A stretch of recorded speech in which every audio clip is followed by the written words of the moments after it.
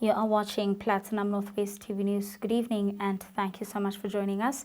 I'm Philadelphia Mangoeng. These are the news making headlines. First up, the ANC shakes up provincial structures for Gauteng and KZN leadership, and police launch manhunt for Stilfontein underground Kingpin. In the business news, Ithala bank clients withdraw funds amid liquidation fears, and in the sports news, Paris coach Riveiro hails historic Ahly win. We begin here. The African National Congress has decided to reconfigure its provincial leaderships in Gauteng and KwaZulu-Natal. According to Secretary General Fikile Mbalula, the party will deploy NEC members to strengthen its administration in these regions. The move aims to improve the party's overall performance and governance. Mbalula will inform the affected provincial executive committees soon and brief all branches and regions next week on the reconfiguration details. In other news, the acting provincial commissioner of the Northwest, Major General Patrick Asaneng, has ordered maximum resources to be mobilized in finding an alleged kingpin who resurfaced from Shaft 11 in Stilfontein last week.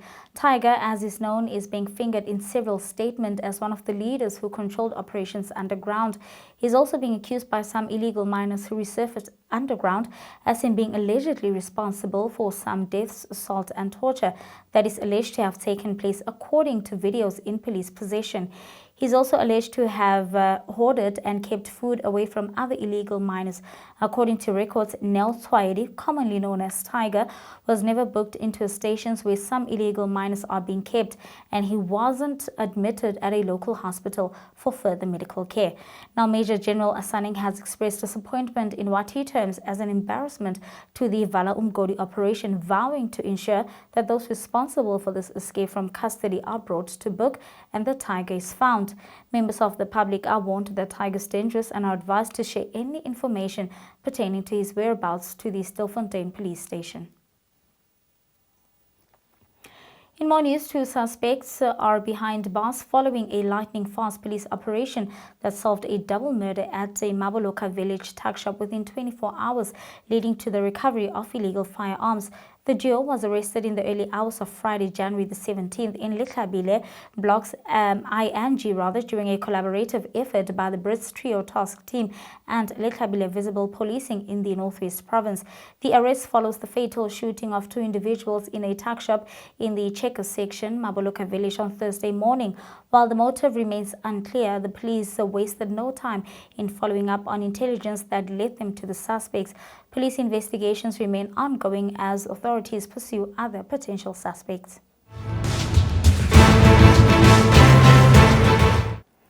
Moving on to international news now, United States President Donald Trump signed several executive orders yesterday, including withdrawing the United States from the Paris Climate Change Accord and pardoning 1,500 criminal defendants charged in the 2020 January 6 attack on the U.S. Congress. President Trump confirmed that he was issuing pardons for nearly all January 8 offenders while commuting the sentences of 6 supporters convicted in the attack on the U.S. Congress after Trump's false claims of a rigged election.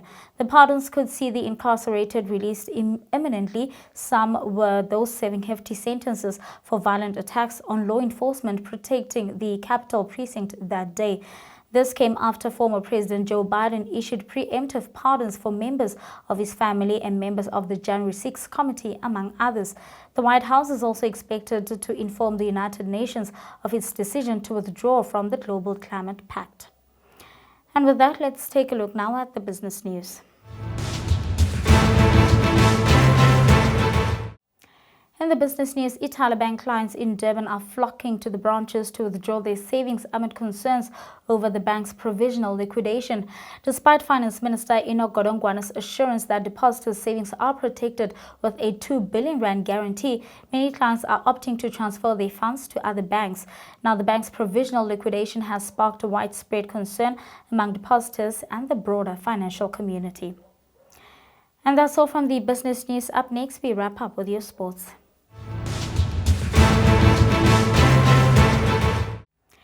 In soccer news, Orlando Pirates coach Riveiro believes that his team's 2-1 win over Ahly in Cairo demonstrates their ability to compete at the highest level in Africa.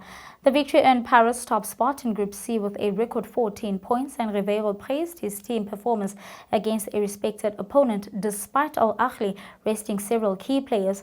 Riveiro emphasized that Paris' success is not just about individual players but about the team's collective strength and ability to adapt to challenging situations.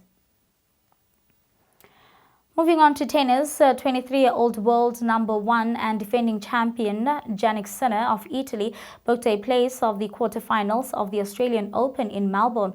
Sinner joined in the last 8 by his unseeded countryman Lorenzo Sonego. Now Sonego beat American teenager Leonard Tin to advance to the quarterfinal of the Grand Slam tournament for the first time in his 12-year professional career.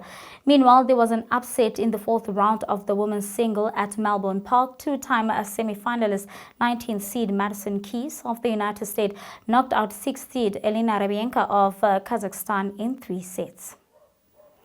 And that's where we're going to have to leave it for tonight. Thank you so much for watching. I'll be back again tomorrow evening. Till then, good night and take care.